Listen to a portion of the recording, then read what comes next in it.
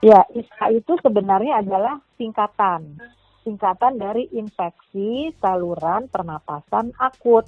Artinya adalah itu infeksi yang terjadi pada saluran pernafasan yang bersifat akut. Akut tadi yang saya katakan di awal bahwa itu adalah bersifat cepat terjadinya. Jadi dalam kurun waktu 2 minggu biasanya. ISPA ini sebenarnya bukan satu jenis penyakit tertentu, bukan. Tetapi dia mencakup semua jenis infeksi yang ada di saluran pernapasan kita. Saluran pernapasan kita itu mulai dari hidung sampai dengan paru-paru.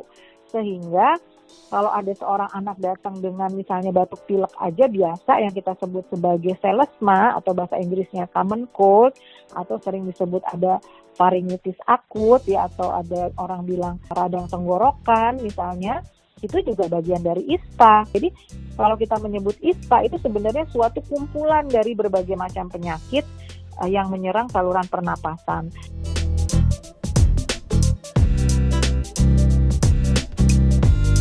Selesma umumnya disebabkan oleh virus. Jadi hampir 80% dari selesma itu penyebabnya adalah virus. Sehingga umumnya dia bersifat swasirna ya. Swasirna itu artinya dia sembuh sendiri ya tanpa obat-obatan. Karena virus ini banyak sekali jumlahnya, bisa ratusan ya.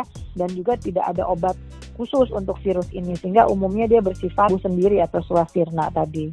Bakteri bisa saja sebagai penyebab, tetapi lebih jarang atau sedikit sekali persentasenya dan hanya pada kondisi-kondisi khusus aja bisa penyebabnya bakteri. Biasanya ada demam, kemudian dia ada pilek misalnya atau bersin-bersin atau kemudian hidungnya berair ya.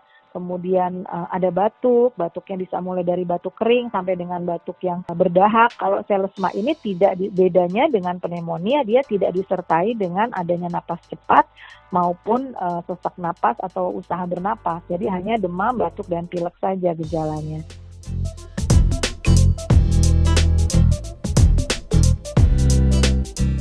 Tadi sudah dijelaskan bahwa 80% penyebabnya virus, sehingga dia akan swasirna, akan sembuh sendiri setelah kurun waktu tertentu. Biasanya adalah setelah 5-7 hari, paling lama 10 harian ya, anak-anak ini akan sembuh.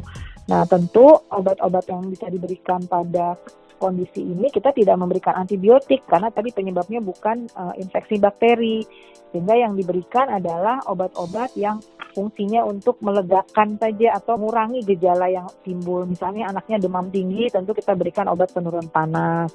Kemudian anak biasanya ada batuk yang lendirnya kental, kita berikan minum yang cukup, minum air hangat yang cukup. Kalau memang sangat diperlukan, boleh diberikan pengencer dahak. Kadang-kadang hidungnya tersumbat atau banyak lendir yang kental, ini bisa kita berikan pembersih hidung, artinya cuci hidung gitu ya.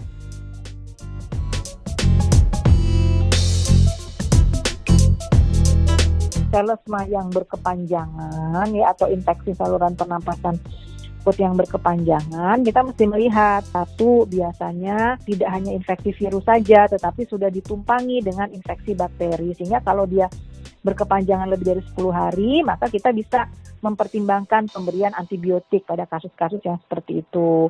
Atau kemudian kita lihat kenapa anak ini infeksi saluran napasnya berkepanjangan.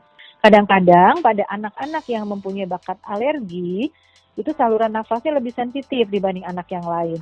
Sehingga pada saat dia mengalami infeksi akut tadi, selesma tadi, maka infeksi itu menjadi pemicu timbulnya reaksi alergi atau reaksi hipersensitif pada anak tersebut. Sehingga awalnya mungkin sebenarnya selesmanya hanya 5 hari saja, tetapi gejala yang muncul selanjutnya adalah gejala dari hipersensitivitas saluran napas karena anak itu mempunyai bakat alergi. Kemudian yang lain adalah apakah anak itu mempunyai gangguan pada sistem kekebalan tubuhnya. Nah, anak-anak yang mempunyai gangguan pada sistem kekebalan tubuh, kalau dia terkena infeksi, maka menjadi lebih lama dibandingkan dengan anak-anak yang normal. Jadi seperti itu kemungkinan-kemungkinannya.